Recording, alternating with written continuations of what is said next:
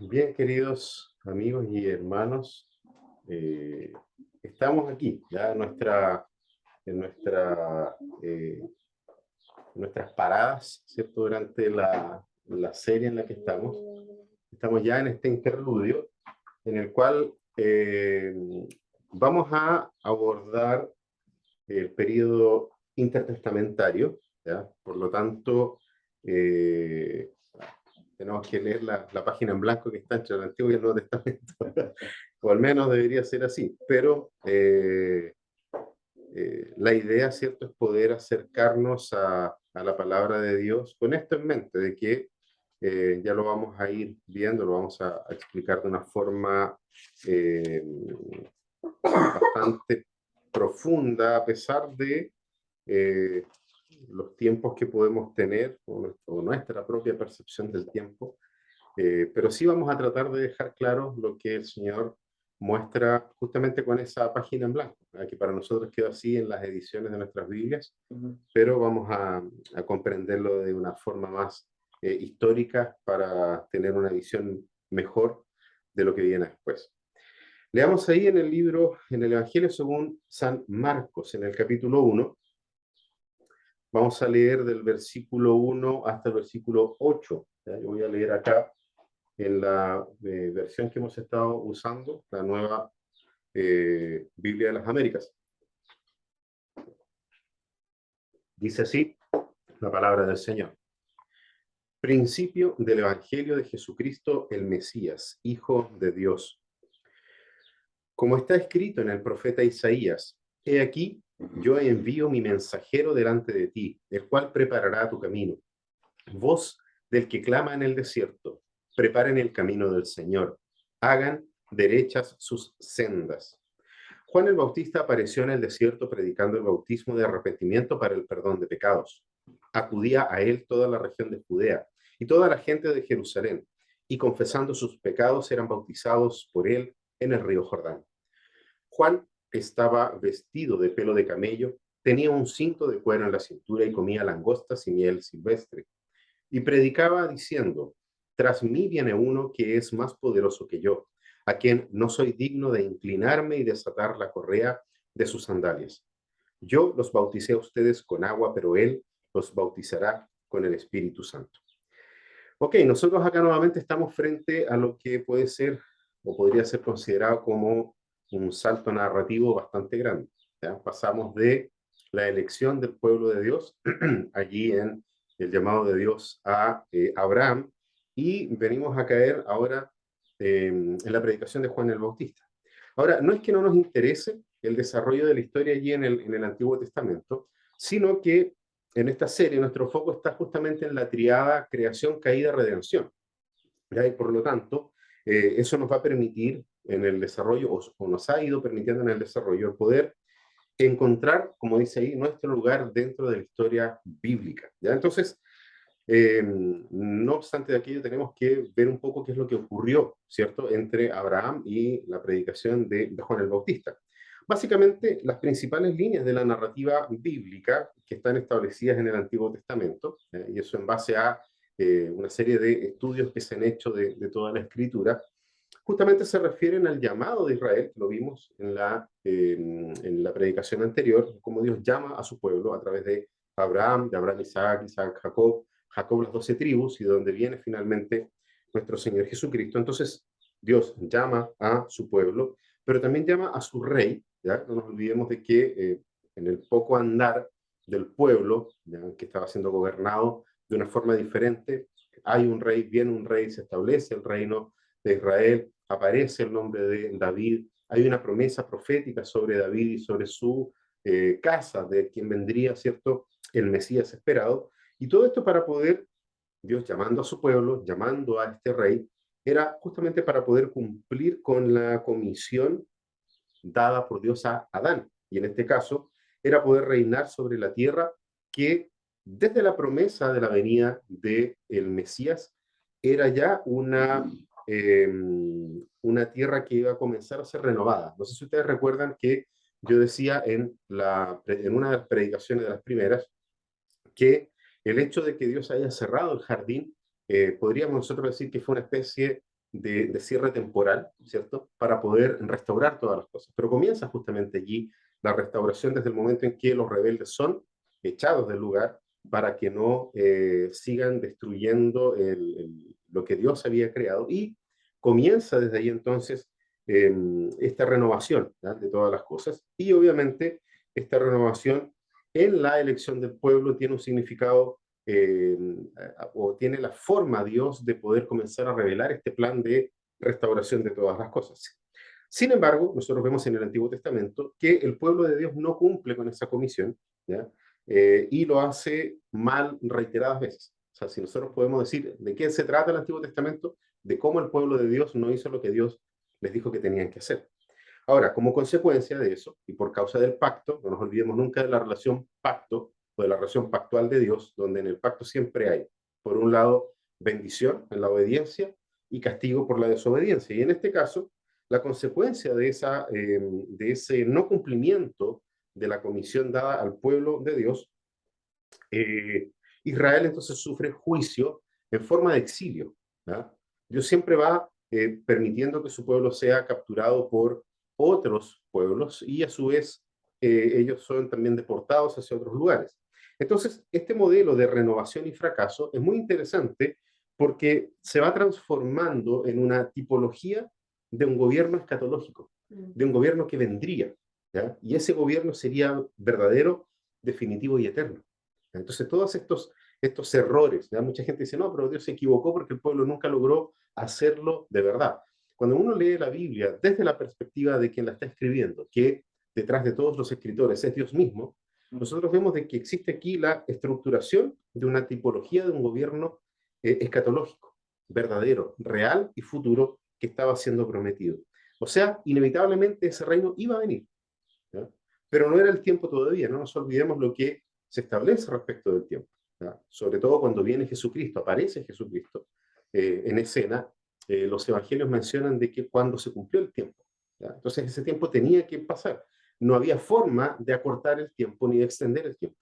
El tiempo había sido establecido por Dios y Dios estaba llevando a cabo su plan. Entonces, de esta forma, la promesa de restauración futura, en una nueva creación o en la forma de una nueva creación, son reiteradas en el Antiguo Testamento y es muy interesante porque esta forma o este análisis lo hace de manera muy profunda el profesor Gregory Bill, profesor de teología del Seminario Teológico de Westminster, ¿verdad? Tiene un libro el que se llama Teología Bíblica del Nuevo Testamento, pero todos los primeros capítulos son solamente explicar la teología bíblica del Antiguo para poder entender el Nuevo Testamento, ¿ya? Y él va mostrando cómo se genera ese ciclo y cómo Dios siempre va añadiendo una parte más de esta tipología del gobierno mesiánico futuro, verdadero, que él estaba preparando, ¿ya? Por esa razón el pueblo siempre fracasó, ¿ya? ¿Por qué? Porque se tenía que cumplir el tiempo perfecto que él había designado. Entonces, en todo el Antiguo Testamento, y aquí yo los voy a invitar a que tengan sus Biblias a mano porque vamos a leer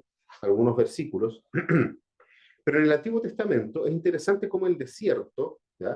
Nosotros acabamos de leer un texto que nos ubica en el desierto, ¿cierto? O sea, en el desierto está ocurriendo esta voz que clama, ¿sí?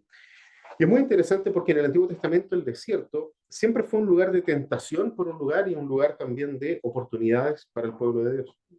En el desierto el Señor se aparece a Moisés y lo llama para esta renovación. Vayan ahí conmigo a el libro de Éxodo. Ahí vamos igual a hacer un recorrido por el Antiguo Testamento. Ese es un poco el tema. Capítulo 3. Voy a leer del versículo 1 al 10. Dice, Moisés apacentaba el rebaño de Jetro, su suegro, sacerdote de Madián. Condujo al rebaño hacia el lado occidental del desierto y llegó a Horeb, el monte de Dios. Y el ángel del Señor se le apareció en una llama de fuego en medio de una zarza. Al fijarse, Moisés vio que la zarza ardía en fuego, pero la zarza no se consumía. Entonces Moisés dijo, me acercaré ahora para ver esta maravilla. ¿Por qué la zarza no se quema? Cuando el Señor vio que Moisés se acercaba para mirar, Dios lo llamó de en medio de la zarza y dijo, Moisés, Moisés. Y él respondió, aquí estoy. Entonces Dios le dijo, no te acerques aquí, quítate las sandalias de los pies, porque el lugar donde estás parado es tierra santa.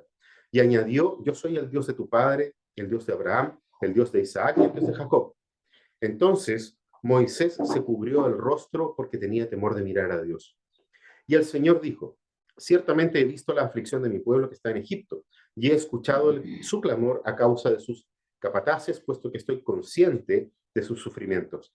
Así que he descendido para librarlos de mano de los egipcios y para sacarlos de aquella tierra a una tierra buena y espaciosa, a una tierra que mana leche y miel, al lugar de los cananeos, de los hititas, de los amorreos, de los fereceos, de los heveos, y de los jebuseos. Y ahora el clamor de los israelitas ha llegado hasta mí. Y además he visto la opresión con que los egipcios los oprimen. Ahora pues, ven y te enviaré a Faraón para que saques a mi pueblo, a los israelitas, de Egipto. Entonces fíjense, el Señor llama a Moisés en el desierto y lo llama justamente para una renovación. Comienza algo aquí. Más adelante, en el mismo desierto, nosotros vemos que el pueblo se ve afligido por Faraón, ¿no es cierto? Después de todo lo que ocurre cuando Moisés ya va y reclama, ¿cierto? Libera al pueblo para que vayan a adorar a Dios. Fue en el desierto donde ellos se ven afligidos por el faraón, ¿cierto? Acorralados entre el mar y las montañas. Ya no tenían hacia dónde poder arrancar. Y en ese momento, en Éxodo, y ahí solamente voy a citar los capítulos, Éxodo 13 y 14, ellos pudieron contemplar y ser testigos de la obra que Dios hizo, ¿ya? Dominando los elementos de la naturaleza, ¿sí? Abriendo el mar, partiéndolo en dos para que el pueblo pudiera caminar. Y después es en el mismo desierto en donde ellos peregrinan durante 40 años para poder conocer a Dios, ¿ya? Entonces el desierto tiene esto, tiene un significado que es bastante interesante. Ahora, el significado bíblico del desierto se incrementa cuando el chivo expiatorio que el pueblo, ¿cierto?, tenía que hacer en este proceso anual, era enviado hacia el desierto, como yo lo había mencionado anteriormente, y cargaba la culpa del pueblo. ¿Hacia dónde? Hacia el desierto, que era visto como un espacio de soledad y de desesperanza. Eso está ahí en Levítico capítulo 16. ¿Ya? También es el lugar donde Elías vagó en el desierto para poder recuperar su propia esperanza. Ahí está en en el primer libro de Reyes, capítulo 19. Entonces, fíjense cómo el significado bíblico del desierto es fundamental dentro de la historia del pueblo de Dios. En ese lugar, en el desierto, nosotros vemos victorias y derrotas por parte del pueblo de Dios. En el desierto nosotros vemos vida y muerte, condenación y misericordia. Todas experiencias humanas en medio del desierto. ¿Ya? De lo cual nos está hablando Marcos cuando comienza a hablar sobre Juan el Bautista. El mismo desierto fue el que vio al pueblo de Dios marchar también cautivo a Babilonia, porque los llevaron hacia Babilonia. Y ese fue el lugar también, o iba a ser el lugar donde el heraldo debería proclamar el regreso a Jerusalén después de la mayor disciplina que el pueblo enfrentó, como lo plantea el profeta Isaías allí en Isaías capítulo 40, ahí los voy a invitar a leer, Isaías capítulo 40, aquí está Isaías 40, versículo 3, dice así, a una voz clama, preparen en el desierto, perdón, camino al Señor, allanen en la soledad calzada para nuestro Dios. El pueblo en el desierto debería levantar aquel heraldo, aquella persona que comunicaría el fin del cautiverio del pueblo de Dios. Y es muy interesante, ¿por qué? Porque cuando nosotros vamos ahí, en primera instancia, acercándonos al texto que leímos al principio, en el Evangelio según San Marcos, en el desierto, en este lugar de tentación y de oportunidades, como nosotros dijimos, fue justamente escenario nuevamente de un momento crucial para la historia de la redención. Fue literalmente el divisor entre los dos testamentos. El desierto se transforma en este divisor de los testamentos. ¿Por qué? Porque, al final de cuentas, si nosotros leemos el texto y obviamente añadimos aquí un poco de tensión dramática, ¿ya? Para poder hacerlo más, eh, eh, para poder traer a nuestra mente, ¿cierto? Sobre todo con imágenes de tal vez películas que hemos visto y cosas así. Pero cuando Cuando Juan pisa el desierto, ¿ya? Cuando las sandalias de Juan pisan allí, la arena en el desierto, ahí en Judea, los propósitos redentores de Dios, ¿ya? No es solamente Juan el que está allí, sino que están los propósitos redentores de Dios que se colocan nuevamente en acción. O sea, esa arena que pisa Juan es parte de la arena, de ese reloj de arena que Dios tiene y que lo está moviendo para poder hacer avanzar el tiempo de Dios dentro de la historia de la redención. Entonces, cada pisada del profeta marcaba no solamente los pasos del profeta, Juan, sino que también marcaba los grandes pasos de Dios y los pasos que Dios estaba dando para poder cumplir con las promesas que Dios mismo había hecho. Y eso ocurre allí en el desierto. Entonces, es muy interesante. ¿Por qué? Porque cuando miramos a Juan o intentamos conocer a Juan el Bautista, necesitamos avanzar en el Nuevo Testamento, ¿ya? A pesar de que él, como dije, es colocado por Dios en un divisor entre el Antiguo y el Nuevo Testamento. Pero una de las primeras cosas que nosotros vemos allí en el Nuevo Testamento es cómo Jesús se refiere a Juan. Ahí en Mateo 11:13, Jesús se refiere a Juan como el último de los profetas, ¿ya? Y dice que no solamente eso, sino que en el mismo capítulo 11 de Mateo, pero en el versículo 11, Jesús dice que es el mayor de la antigua dispensación, el mayor de los profetas.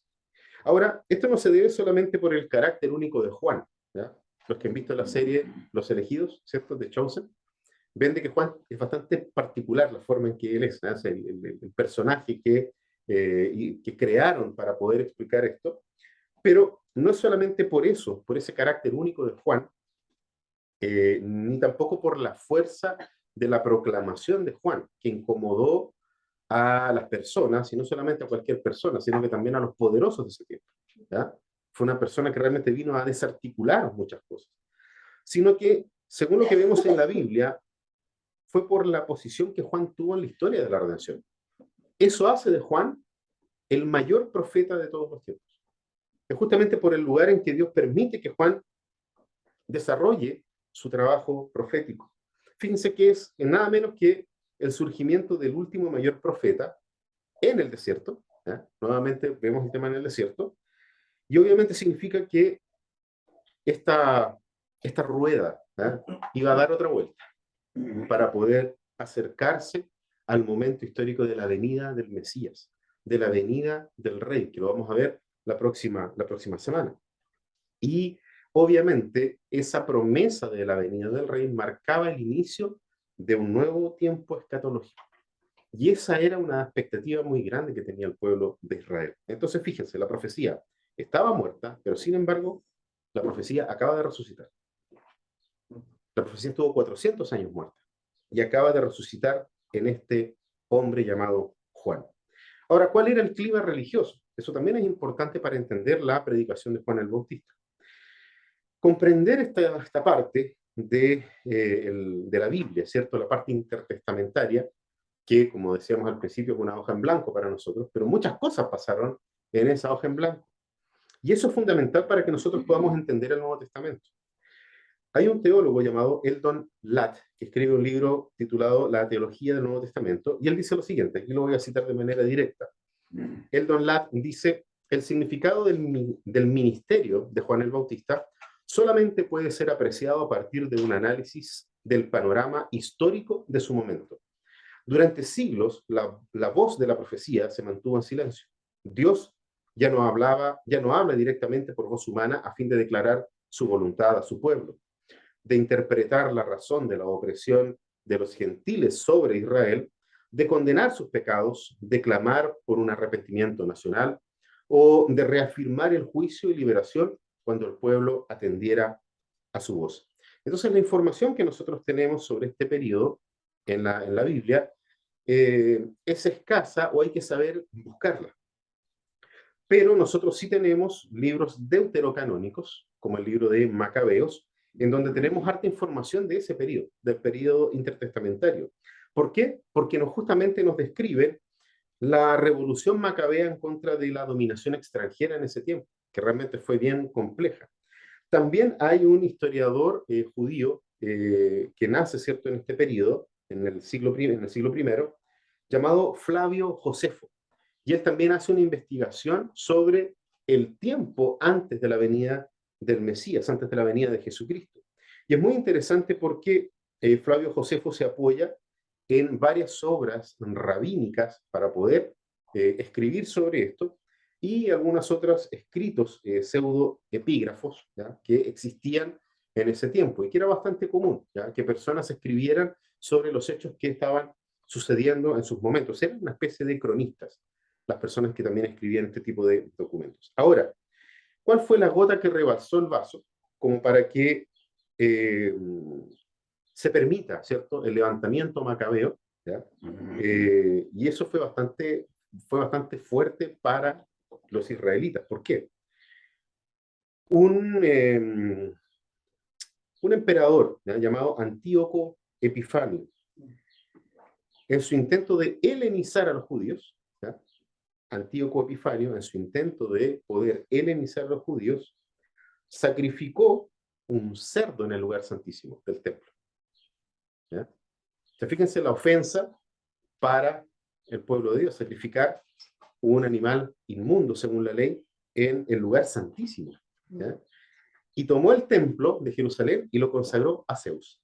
Así, una cosa poca, lo que hizo este Antíoco Epifanio. Entonces los macabeos, que era una familia ortodoxa, judía, ellos formaron un ejército para poder liberar a Judá.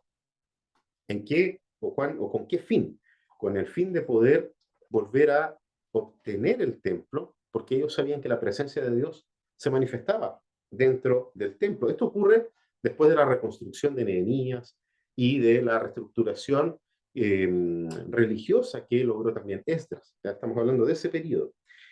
¿Cuál fue el problema con los macabeos? Que para poder mantenerse en el poder, ¿ya?, porque fue un periodo no menor, ¿ya?, fue más o menos desde el año 150, 160 antes de Cristo hasta el año 35, 37 antes de Cristo. ¿Ya? Entonces fue un periodo bastante extenso en que los macabeos estuvieron en el poder, pero para poder continuar en el poder, ¿ya?, como generalmente se dice, el poder corrompe, hicieron una alianza con un poderoso ejército que se estaba levantando en el horizonte, Roma. Entonces se aliaron con los romanos y obviamente nunca pensaron que estaban trabajando para el enemigo. ¿Ya? Esto ocurrió allí en el año 37. Jerusalén, en el 37 antes de Cristo, Jerusalén fue totalmente dominada por los romanos. Entonces permanecieron dentro de este extenso tiempo en que Dios no se manifestaba a ellos y que la situación política, social y religiosa iba de mal en peor, al final de cuentas. Entonces, en este periodo de silencio de Dios, el paganismo y el misticismo del entorno, fíjense, habiendo consagrado el templo de Jerusalén a Zeus, nos habla de cuál era el ambiente religioso de ese lugar. ¿Ya? Entonces, fíjense que muchos judíos abrazaron muchas ideas del misticismo y el paganismo helénico, por un lado, pero lo hicieron por una razón sola, y era poder justamente llenar los vacíos espirituales que estaban teniendo los judíos como pueblo de Dios. ¿Ya? No sé si les estaban hablando, un poco lo que hemos mencionado en otros momentos también acá, de cómo fácilmente se nos desorienta la brújula del corazón cuando somos expuestos constantemente a otro tipo de liturgias, ¿ya? Las liturgias seculares, ¿ya? Las liturgias que no pertenecen a lo que Dios estableció para nosotros. ¿Ya? Y eso es muy interesante, porque ¿qué cosas aparecen acá? Entre otras, la fascinación por los ángeles y por los demonios. ¿Ya?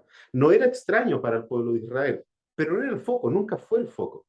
¿Ya? Una mirada un énfasis tan grande por el tema de los demonios, jamás, la Biblia nunca lo manifestó de esa forma. ¿Ya? No era desconocido para el pueblo de Dios, pero tampoco era algo de lo cual había que estar constantemente preocupado. Sin embargo, la fascinación por esto, por los ángeles y por los demonios, que a final de cuentas es una herencia del zoroastrismo, ¿ya?, de Zoroastro, que era justamente la cultura que estaba a través de su religión eh, permeando al pueblo de Dios. Y hay otros elementos de la cultura griega que también se meten dentro del pueblo de la, perdón, de la fe, el pueblo de Dios. Y es en esa situación social, política y religiosa donde surgen los cuatro principales grupos religiosos judíos del tiempo de Jesús. El primero yo creo que todos lo conocemos, los fariseos, ¿ya? De hecho, se utiliza incluso casi como un insulto dentro del pueblo cristiano, ¿ya? Cuando alguien quiere insultar a otro dice que es fariseo. ¿Quiénes eran los fariseos? Los fariseos eran maestros de la interpretación, obviamente eran muy influyentes sobre los grupos campesinos, ¿ya? Y por esa razón también tenían ellos un poder sobre personas.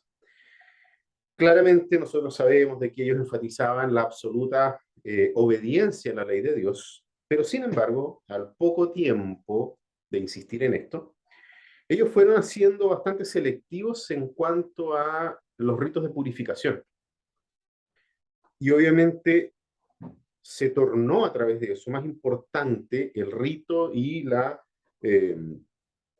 tradición que la propia escritura, ¿ya? Al punto de que ellos vinieron a invalidar la ley. Vayan conmigo ahí a Mateo, al Evangelio de Mateo. Vamos a leer en el capítulo 15, versículos 3 al 6. Dice, Jesús les preguntó, ¿por qué también quebrantan ustedes el mandamiento de Dios a causa de su tradición? Porque Dios dijo, honra a tu padre y a tu madre, y quien hable mal de su padre o de su madre, que muera. Pero ustedes dicen, cualquiera que diga a su padre y a su madre, es ofrenda a Dios todo lo mío con que pudieras ser ayudado. No necesitará, perdón, no necesitará más honrar a su padre o a su madre. Y así ustedes invalidaron la palabra de Dios por causa de su tradición. O sea, el propio Jesús, ¿cierto?, les manifiesta y enrostra este tipo de situación a los fariseos. El otro grupo, que también nosotros conocemos bastante, son los saduceos, ¿ya? Y esto era otra secta judía que aparece en este tiempo. Y ellos solamente aceptaban la escritura, los 5 libros de Moisés. Para ellos era solo eso y nada más. Eso solo era la palabra de Dios. Sin embargo, ellos estaban bastante influenciados por el helenismo, ¿ya? O sea, por un lado, no aceptaban el canon que sí tenían los fariseos, ¿ya? Pero permitieron la influencia de factores de lo helenístico. ¿Y en qué cosas o en qué sentido? No creían en lo sobrenatural, no creían en ángeles, no creían en demonios, ni tampoco creían en la resurrección. Vamos ahí a Hechos, para poder descubrir quiénes eran estos personajes. Hechos capítulo 23. Hechos 23, en el versículo 8, dice, porque los saduceos dicen que no hay resurrección, ni ángel, ni espíritu, pero los fariseos creen todo eso. Nosotros ahí tenemos la imagen y como les dije, nosotros podemos saber mucho más a través de los escritos de Flavio Josefo, a través del libro de los Macabeos, nosotros podemos entender un poco mejor todos estos grupos. El otro grupo son los esenios, ¿ya? Los esenios eran unos ascetas, o sea, para ellos la verdadera religión era poder separarse totalmente del mundo, ¿sí? Entonces, ¿qué es lo que hacían? Se iban a vivir a comunidades alejadas, cerradas, y casi todas ellas hacia el sector del Mar Muerto. Y en ese lugar practicaban constantemente ritos de purificación. O sea, su vida era vivir ritos de purificación. Ellos eran muy admirados por la sociedad judía, ¿ya? Justamente porque los veían como santos, ¿sí? Eran personas muy especiales, ¿ya? Para los judíos. Sin embargo, como la forma de vida que ellos tenían no era fácilmente imitable, porque había que renunciar a todo para poder seguirlos, poder ser claramente la gente termina por marcar una distancia. Los miraban y los admiraban. Pero una cosa sí que tenían los esenios, eran de que ellos eran fuertemente mesiánicos. Ellos esperaban con ansias la venida del Mesías. Ahora, ¿cómo los conocemos nosotros a los esenios? Porque ellos nos dejaron un gran tesoro dentro de unas vasijas que fueron descubiertas allí en el Mar Muerto, ¿ya? Todos los rollos de las escrituras que fueron descubiertos durante el siglo pasado, fueron ellos los que los guardaron en ese lugar, ¿ya? Entonces nosotros conocemos de la existencia de los esenios por causa de esos escritos que fueron encontrados allí y del celo que ellos tenían también por estas cosas. Y el otro grupo son los celotes, ¿ya? Que también los hemos escuchado sobre todo por Simón el Celote. Ellos eran nacionalistas, fanáticos, ¿ya? Aquí, para ellos, la verdadera religión consistía en qué cosa? En la actividad política radical. ¿ya? La esperanza de ellos era ¿cuál? Liberar a Jerusalén de la opresión del dominio romano. Por eso también esperaban al Mesías, porque ellos, toda lectura que hacían del Antiguo Testamento, la hacían desde un Mesías que iba a venir arrasando con todo, destruyéndolo todo, matando a todos los incircuncisos para poder establecer su reino. Y se preparaban militarmente, eran como una especie de grupo paramilitar, ¿ya? Que se entrenaba y se entrenaba y se entrenaba para poder alcanzar esto. Cuando el maestro dijera, cuando el Mesías dijera, vamos, iban a ser los primeros en estar en el frente de batalla. Lucas, capítulo 6. Lucas, capítulo 6. Vamos a leer del versículo 12 hasta el 16. Dice, en esos días Jesús se fue al monte a orar y pasó toda la noche en oración a Dios. Cuando se hizo de día, llamó a sus discípulos y escogió 12 de ellos, a los que también dio el nombre de apóstoles. Simón, a quien también llamó Pedro, y Andrés, su hermano, Jacobo y Juan, Felipe y Bartolomé, Mateo y Tomás, Jacobo, hijo de Alfeo, y Simón, al que llamaban el Celote, Judas, hijo de Jacobo, y Judas Iscariote, que llegó a ser el traidor. Entonces ahí nosotros vemos la referencia bíblica sobre este grupo, pero de nuevo, en la historia de los macabeos nosotros podemos aprender mucho históricamente sobre este grupo. A pesar de esta división que nosotros vemos, de estos cuatro grupos, hubo un movimiento teológico en ese tiempo que fue muy importante porque los influenció a todos, a los cuatro, ¿ya? Y ese fue el movimiento apocalíptico, ¿ya? El movimiento apocalíptico. Y básicamente fueron textos que eran escritos en ese estilo literario, el estilo apocalíptico, ¿ya? ¿Qué es lo que es un estilo apocalíptico? Se expresa por medio de símbolos y metáforas la situación de sufrimiento del pueblo judío y la esperanza de una intervención mesiánica salvadora. Por esa razón todos los grupos tenían una fuerte mirada mesiánica, ¿ya? Por estos textos apocalípticos. ¿Y eso por qué surgió? Por la falta de, o por este vacío revelacional. Como ellos no estaban teniendo 400 años de silencio, surgen, y lo interesante es que la mayoría de estos textos fueron escritos por personas que usaban nombres de personajes del Antiguo Testamento. Ahí aparece, entre otros, por ejemplo, el libro de Enoch, ¿ya? Que es un libro deuterocanónico y que está escrito en un lenguaje apocalíptico. Y obviamente fueron escritos para poder explicar y poder traer algo de esperanza todavía, por qué razón el reino de Dios demoraba en ser establecido. Entonces, fíjense cómo el clima religioso donde Juan el Bautista aparece es extremadamente confuso y multiforme. No había un pueblo de Dios unido, unificado. La espera por el Mesías sí era muy fuerte, ¿ya? Pero era dentro de un tremendo sincretismo religioso, por lo que nosotros vimos ahí, influencia helénica, de la cultura griega, de los romanos, ¿cierto? Los ascetas que se iban y partían hacia otros lugares, ¿sí? Y esto era muy complicado, ¿por qué? Porque algunos magos y algunos brujos eran recibidos como profetas, ¿ya? De hecho, los fariseos generalmente, cuando veían a alguien hacer un milagro, inmediatamente lo acusaban de brujo, ¿ya? Eso es brujería, decían ellos, ¿ya? Entonces, cuando Jesús aparece en escena, más adelante, tratan a Jesús de brujería, ¿ya? Por eso dicen, lo hacen en el nombre de Belcebú. Cuando Jesús sanaba, le estaban diciendo que era un brujo. Ahora, ¿por qué pasaba esto? Era justamente porque cuando ocurría algún tipo de manifestación, ¿ya?, sobrenatural o divina que pudiera traer algo de alivio a la gente, todo el mundo iba hacia ese lugar, ¿ya? Todos querían algo de eso. Entonces, cada vez que surgía uno, y de hecho en los relatos de la Escritura, cuando hablan de Jesús, nosotros vemos de que cuestionan y dicen, no, tenemos que atrapar a este tipo. Y alguien en el Sanedrio dice, esperemos un poco, esperemos un poco, ¿ya? No nos olvidemos que han venido otros antes también, incluso dijeron que eran el Mesías, y no lo eran. Y el movimiento murió con su gestor, con la persona que, o con su maestro. Entonces, esto era así, la gente iba corriendo rápidamente detrás de esto. Entonces, todo esto, ¿ya?, todo esto se intensificó, perdón, cuando se supo que había surgido un nuevo predicador en el desierto, que era Juan el Bautista, ¿ya? Y sobre todo por el estilo que tenía Juan, lo menciona ahí en la Biblia, vestido con pelo de camello, ¿ya? Comía langosta, comía miel, ¿sí? Y yo siempre me lo he imaginado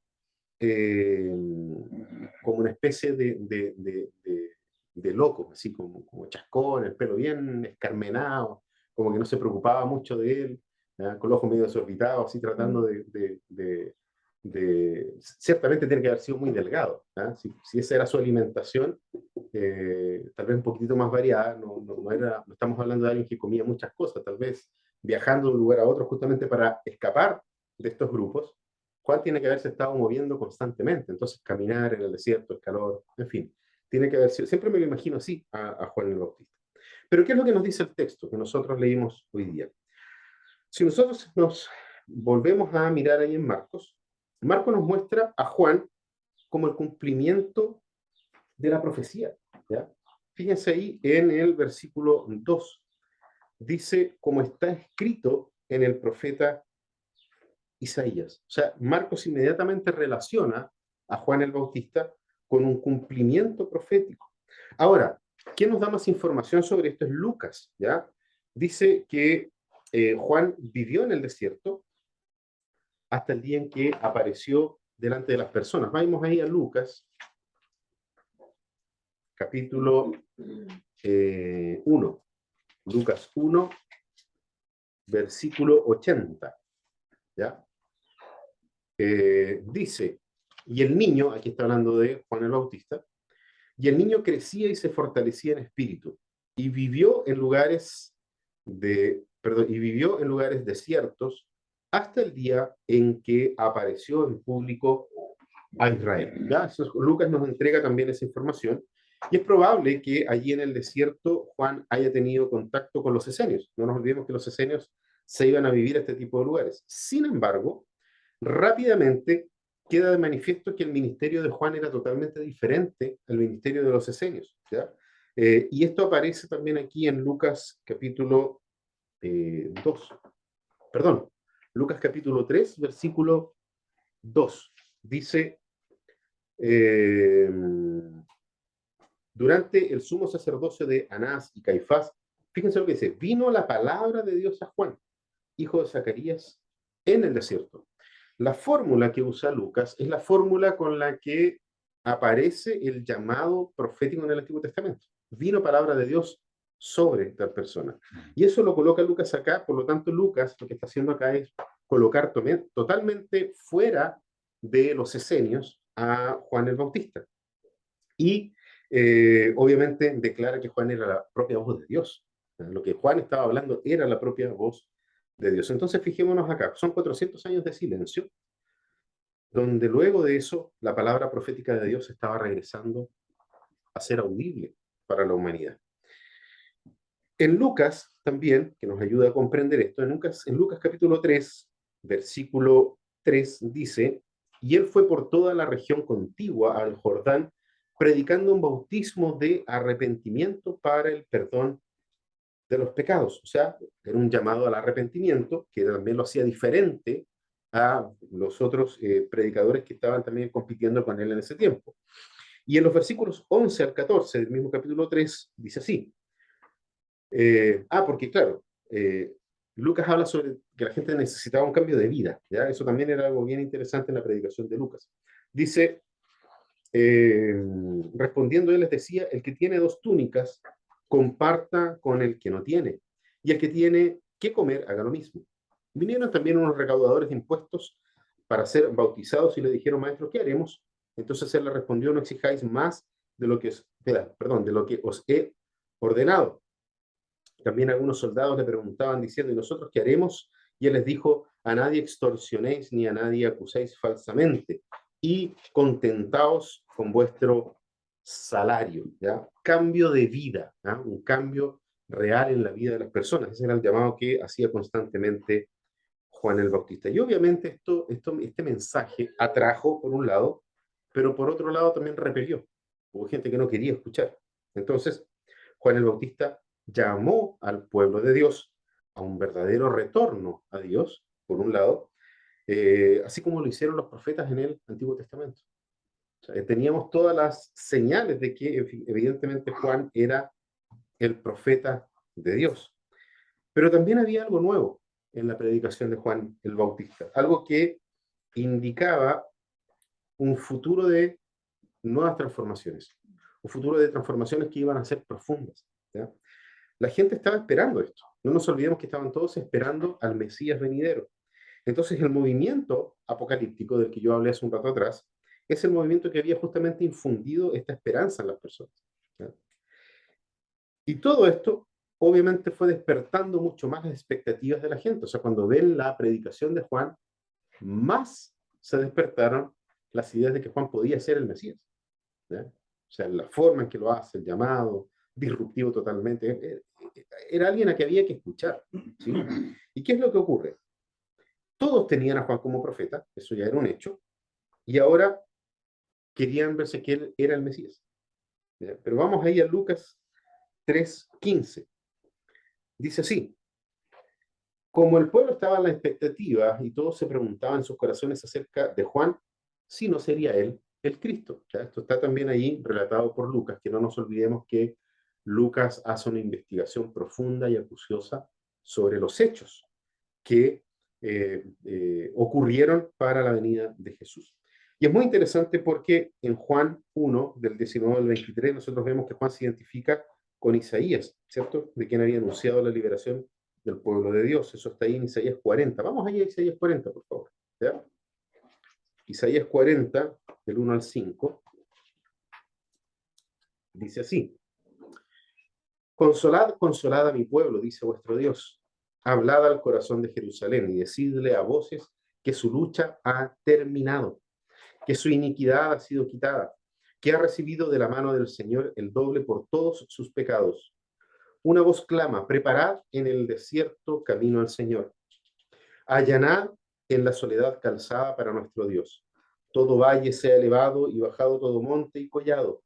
Vuélvase llano el terreno escabroso y lo abrupto ancho valle. Entonces será revelada la gloria del Señor y toda carne a una la verá. Entonces Juan se identifica con esa voz, ¿ya? Isaías dice: una voz dirá, ¿cierto? Preparen el camino del Señor. Y eso es lo que hace Juan. Entonces este profeta eh, era esperado al final del tiempo por causa de la profecía de Isaías. ¿Por qué? Porque debido a la larga espera de estos 400 años de silencio, en el judaísmo se creó esta expectativa. Piensen en lo que hablamos recién, en estos grupos que surgen para tratar de mantener la fidelidad, en el caso de los fariseos, estar preparados para poder tomar el control de todas las cosas por parte de los celotes, ¿ya? Tratar de vivir una vida pura, como lo intentaron hacer los esenios y los saduceos, que intentaban también volver al tema de la ley y tener cuidado, que fue el lugar en donde Dios comenzó a revelarse a su pueblo. Entonces, fíjense cómo este judaísmo de este tiempo está esperando el surgimiento de un profeta al final del tiempo. Ellos están en esta expectativa. Entonces es fácil ver que la gente, eh, las personas que estaban allí, no tenían la capacidad de percibir realmente quién era. Y eso es por falta de qué? De predicación de la palabra de Dios. Ellos no eran capaces de ver, no tenían una visión clara si era Elías el profeta o si era el propio Mesías. Y todo eso, ¿por qué? Por falta de la palabra de Dios. En este caso ellos tenían la esperanza de la palabra verbal de Dios a través de un profeta. Pero el punto es que, por alguna razón, pensemos, los fariseos fueron enredando la palabra de Dios. Los esenios no compartían con nadie, se fueron. Los celotes estaban más preocupados del tema político que del tema espiritual. Y por otro lado, los saduceos no contemplaban todo el consejo de Dios, sino que solamente una parte del consejo de Dios. Y eso generó confusión en el pueblo de Dios. Y eso no es muy distinto al tiempo nuestro, hoy. Que cuando no hay una exposición de todo el consejo de Dios, nos transformamos en fariseos, en celotes, en saduceos o en esenios. Así que los sacerdotes que estaban en ese lugar hicieron todos los intentos que tenían para poder entender quién era Juan. Ni siquiera ellos lo entendían. Y cuando lo fueron a consultar, Juan les dice: no soy Elías, no soy el Mesías. Y ahí es donde él dice: yo soy la voz que clama en el desierto: preparad el camino para el Señor. Entonces, ¿qué es lo importante acá y por qué es relevante que entendamos este periodo intertestamentario, este interludio entre el Antiguo y el Nuevo Testamento? Si nosotros estamos en la búsqueda de poder comprender cuál es nuestro lugar dentro de la historia de Dios, nuestro lugar en la historia bíblica, en la narrativa bíblica, podemos mirar a Juan. Ya que muchas veces la gente dice, no, pero mirar a Jesús como ejemplo es mucho, porque era Dios mismo. Bueno, miremos a Juan. Porque Juan sabía perfectamente cuál era su lugar en la historia de la redención. Él no se confundió con ser el Mesías, él no se confundió con ser Elías. Él simplemente dijo, yo soy esa voz que en el desierto clama, preparen y enderecen el camino del Señor. A su entender, él, a su entender, entendiendo su lugar en la historia de la redención, él era el punto de contacto entre la vieja y la nueva era, de esta rueda que estaba dando vueltas de nuevo, de esta arena que se estaba moviendo, por lo que comenzó a bautizar a la gente en anticipación del bautismo de la nueva era. No era el bautismo de la nueva era, del cual Jesucristo dijo, bautícense, pero comenzó a preparar los corazones para la venida de ese nuevo tiempo. Y de esta forma, el ministerio de Juan está justamente en el umbral del tiempo. Por un lado, termina un tiempo y comienza otro. ¿Ya? Con eso podemos responder a aquellos que dicen los evangelios se equivocan porque el evangelio de Mateo lo coloca en el final y Lucas lo coloca al principio. Pero la verdad es que hay que mirar todo el contexto para poder entender. Porque Juan es justamente las dos cosas. Es el fin del antiguo pacto y es el principio del nuevo pacto. Y él entiende su posición en esta historia y entonces hace los actos que realiza. Fíjense que Juan, por causa de esto, fue usado por Dios. Vamos ahí de nuevo a Marcos, ¿cierto? Capítulo 1. Juan fue usado por Dios para que los pecadores se arrepientan de sus pecados. Versículo 5. Dice, y acudía a él toda la región de Judea y toda la gente de Jerusalén y confesando sus pecados. O sea, fue una predicación efectiva. Porque la gente iba, ¿para qué? Para confesar sus pecados. Y fue usado por Dios para eso. Por otro lado, también fue usado por Dios para reconocer que la grandeza del Mesías era totalmente absoluta. Fíjense en el versículo 7. Predicaba diciendo, tras mí viene uno que es más poderoso que yo, a quien no soy digno de desatar, inclinándome la correa de sus sandalias. Juan ni siquiera se podía pretender ser siervo del Señor. Por lo tanto, colocaba a Jesucristo en una grandeza absoluta. Él es el Mesías, es el Hijo de Dios. De hecho, sabemos, ¿cierto? Y aquí vamos a hacer spoilers de la próxima semana. Sabemos que él dice, he aquí el Cordero de Dios que quita el pecado del mundo. Y también fue usado por Dios para mostrar que el sello de garantía de que el Mesías venía, porque ya habían varios que se habían dicho ser el Mesías, pero para que la gente también supiera que era efectivamente el Mesías, era el cumplimiento de todas las profecías del Antiguo Testamento. Y sobre todo, el bautismo del Espíritu Santo que dice aquí en el versículo 8. Yo os bauticé con agua, pero Él os bautizará con el Espíritu Santo. Y por causa del bautismo del Espíritu Santo, la gloria de Dios llenaría toda la tierra. Entonces, fíjense, hermanos, el mensaje previo a la primera venida del Mesías es el mismo previo a su segunda venida. Arrepentimiento y fe. Arrepentimiento y fe. Y en este mensaje, en el mensaje del arrepentimiento y la fe, está nuestro lugar en la historia de la redención. Proclamando arrepentimiento y fe a un mundo que está desorbitado, ¿verdad?, en lo referente a su fe. Que el Señor nos ayude a poder ser fieles como Juan y a poder comprender nuestro lugar en la historia de la redención, que es anunciando el arrepentimiento de pecados y la fe en la obra de nuestro Señor Jesucristo. Los invito a que podamos orar. Padre Celestial, te damos gracias, Señor, porque tu palabra siempre nos reconforta, nos anima, nos confronta y nos impulsa. Gracias, mi Dios, porque así como Juan comprendió su lugar en la historia de la redención, nosotros a la luz de tu palabra también podemos comprender cuál es nuestro lugar dentro de la historia de la redención. Gracias, Señor, porque a pesar de la caída, hay un plan de redención en el cual tú nos has colocado.